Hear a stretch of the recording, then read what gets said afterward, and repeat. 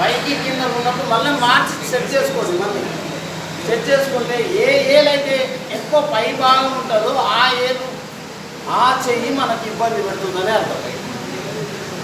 ఏ ఏలైతే ఉంటుందో అట్లా మనకు ఆ భాగం ఇబ్బంది పెడుతుందని అర్థం. కుడి వేలు కుడి సైడ్ ఏలు కొంచెము పైకి ఉంది కాబట్టి ఈయనకు ఈ ప్రాంతాన బాగాలేదు, దానివల్ల ఇబ్బంది ఏర్పడుతుంది.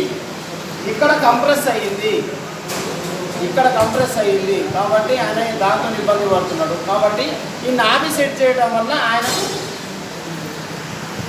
మంచి అవుతుంది. నాభి ఖరాబు కాయినా కాకుండా నాభి సెట్ చేసుకోవచ్చు. పిల్లలకు కానీ పెద్దలకు కానీ మీరు నాభి సెట్ చేసినట్లయితే ముందు కూడా సమస్యలు రావు. అదొకటి ఎట్లా సెట్ చేసుకోవాలో చూసుకోండి. మీకు మీరు పార్ట్నర్ తీసుకొని సెట్ చేసేసుకోండి.